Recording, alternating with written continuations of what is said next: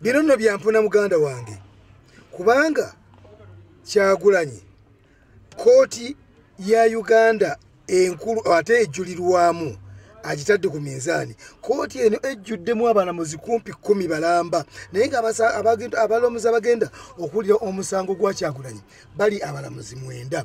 Lwaki? Kubanga abalamuzi bwe babeera 10 abalamuzi abe 10 bonna baba benkanankana ng'ate baagala omusango bwe guba guwedde baleme kwegamba wabeerewo ensuusuuba. Kakati abalamuzi 10 abo bonna abasoma obulamuzi ne bakenkuka mu byobulamuzi basaze emisango mingi nnyo be bantu betuyita kwegamba bakatonda b'oku nsi. Kati nno Kyagulanyi omuntu ogwo n'ekibiina kye ekya NUP kikutta abantu abo bonna betuyita bakatonda b'oku nsi n'abateeka ku minzaani. Okubateeka ku minzaani yasinzidde Magere mu makage ku Lwomukaaga n'ategeeza abantu nti bangi bawakanya ekirowoozo ky'okugenda mu kkooti kyokka bwe yali agenda okwesimbawo waliwo abaali bakiwakanya wabula ne basalawo nti akakiiko k'ebyokulonda bakawa ekigezo era kakigudde. Oyo Kyagulanyi bw'atyo bw'ayogera nti akakiiko k'ebyokulonda akakulirwa omulamuzi bya Mukama abigezo kabigudde ate gambi bino abalamuzi katuli mbalamuzi. Kyagulanyi yagambye nti bannayuganda bakoze omulimu ogwabwe kati kisigadde kwe kulaga ensi buli kitongole bwe kiyimiridde. Ekigezo kye twawadde olukiiko lw'omulamuzi by'Abakama yakigudde katuteeke kkooti ku minzaani tulabe ekinaddirira. Kyagulanyi bw'atyo bwe yaggumiza. Abatundizi b'ebyokulonda bangi naddala abagoberera ebyobufuzi bya Uganda babadde batandise okukuba mu Kyagulanyi ebituli nga bamu bagamba nti olusozi Kyagulanyi lwe yawalampa lulabika lutandise okumulemerera era ekkubo lyakutte ligenda kumulabisanga Dr. Kizza Besigye ne John Patrick Amama Mbabazi abaddukira mu kkooti naye nga tebalina kye bajjayo nti era naye ayolekedde okukomaawo. Kyokka Kyagulanyi yategeezezza bannamawulire ne bannakibiina kya NUP nti alina okulwanira obuwanguzi bwa bannayuganda kubanga n'emisango gye yaloopa mu kkooti y'ensi yonna gikyali era gitambula. Yagambye nti alina okuziba buli muwaatwa oguliwo mu byobufuzi n'okukyusa obukulembeze ng'akozesa amakubo gonna ag'eddembe. Kyagulanyi yagambye nti bannayuganda bangi babadde beebuuza kiki kyazzaako oluvannyuma lw'okulangira ebyava mu kulonda.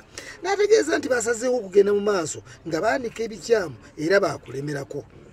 Endowooza nnyingi zibaddewo ng'abantu tebakkiriziganya na kugenda mu kkooti era twakkiriziganya nabo nti kkooti z'amateeka zizze ziraga kyekubira okuviira ddala mu 2011 paka 2016 era ffe nti tetugenda mu kkooti kuba kyongera okukakasa obukulembeze bwa Museveni era tugenda mu kkooti kuba kyongera okukakasa obukulembeze bwa President Museveni oluvannyuma lw'okubba obululu. Naye ate oludda olulala bannayuganda abalala bagamba nti olw'okuba tukkiriza mu maanyi g'abantu n'okussa amazima mu maaso gaabwe ate ekyokulwanyisa kyaffe ekisinga obukulu kwanika era nga tukimanyi nti General Museveni azze atiisatiisa abalamuzi ng'eyaliko omulamuzi eyali atuula ku kkooti ensukulumu Professor George Kanyehamba bwe yakiwandiikako. Ffe ng'abakulembeze ba NUP twasazeewo okugenda mu kkooti okuwakanya ebyalangirwa akakiiko k'ebyokulonda. Tutwala President Museveni n'ekibiina kye NRM mu kkooti ensukulumu si lwakuba nti essuubi lyaffe liri mu kkooti kuba tuvudde mabega nga tukyogera lunye nti amaanyi gaffe gali mu bantu. Twakimanya nga tugenda mu kulonda nti omulamuzi by'Abakama alina kyekubiira era nga bw'azze akiraga twamutadde ku kigezo era ebyavuddeyo mwabirabye. Ku luno tulumbye ekitongole kiramuzi tukuŋŋaanyiza obujulizi obwetaagisa okuviira ddala mu kampeyini era byonna bye tugenda okuleeta mu kkooti si bipya mu maatu g'abannayuganda oba ku maaso kuba baze babiraba nga bibaawo. Olutalo luno lwe tuliko tulina emitendera egy'enjawulo nga katugenze ku mutendera omulala. Kyagulanyi bw'atyo bwe yategeezezza eggulo yakikkaatiriza nti kkooti bw'eteesale mazima Kyagulanyi yagambye nti kkooti bw'eteesale mazima kkooti bw'eteesale mazima ekigenda okuddira kigenda kuddirabo. Kaakati nno bano be bamu ku balooya Kyagulanyi be yakoze eki be yatutte n'ebibakwatako abagenda okuba mu mitambo gy'omusango. Bano balooya ba Kyagulanyi basajja nno muŋŋaŋŋuli kuba bwe tutunira Medali Lubega Sseggona y'omu ku bannamateeka abakulira Lukwago and Company Advocates. Yasoma amateeka ku University Makerere ate ku ky'omubaka wa Busiro East ekirimu ekisanja kya kusatu. Yajja mu Parliament mu 2011 ng'ava Mengo nga yali minisita w'amawulire mu gavumenti y'e Mengo. Abadde wa DP era mu 2016 yawagira Mbabazi ku bwa pulezidenti. Omwaka oguwedde yasaze ddiiro ne yeegatta ku kibiina kya NUP. Oyo nno ye Medali Lubega Sseggona mumutegedde bulungi. Kakati akatuletere Asumani Basalirwa. Oyo nno Basalirwa Asumani ye pulezidenti wa Jema era ombaka wa municipality ya Bugiri. Yaweerezanga omuwandiisi wa omuwandiisi wa Islamic University in Uganda wakati wa 2005 ne 2010. Yali munnamateeka ku ludda lwa Mbabazi mu 2016 mukawulirako nti yamu ku bawolezamba abali abatwala omusango mu kkooti nga bavunaana gavumenti ku by'okubba obululu bwa Mbabazi wona akomyewo nate. Yafuna diguli ey'okubiri mu mateeka mu 2015 okuva e Makerere era yagukuka mu mateeka ag'eddembe ly'obuntu ku mutendera gw'ensi yonna. Oyo naye munnamateeka wa Kyagulanyi. Neriyo Nabudala Kiwanuka Mulima Mayuni. Ono Mulima Mayuni. Mulima Mayuni. Yakawangula ekifo ky'omubaka wa Mukono North. Yawangudde Minisita Ronald Kibuule.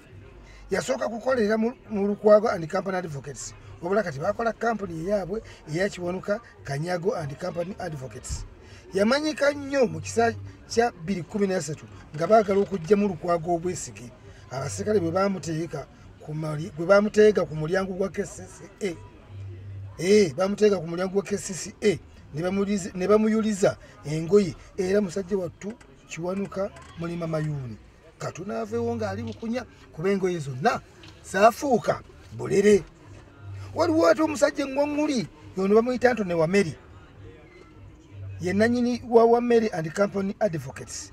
Ewandegeya era abadde aweereza okumala emyaka 11 egiyise nga mulooya.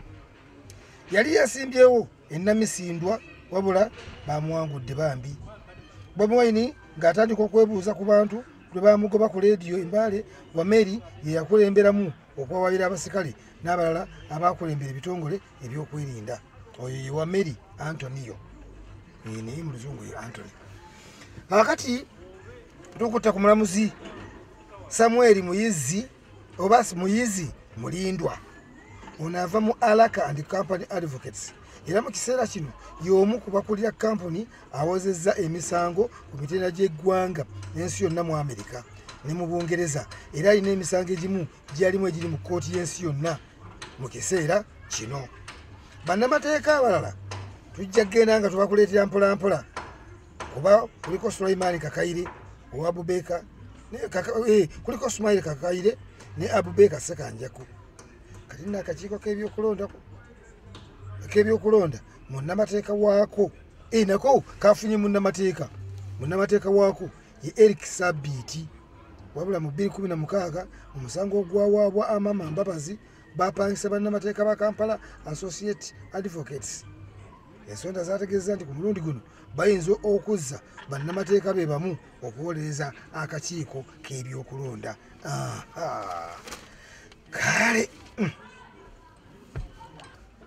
tubakubiriza okusigala nga muwuliriza era nga muli ku Akarach Media.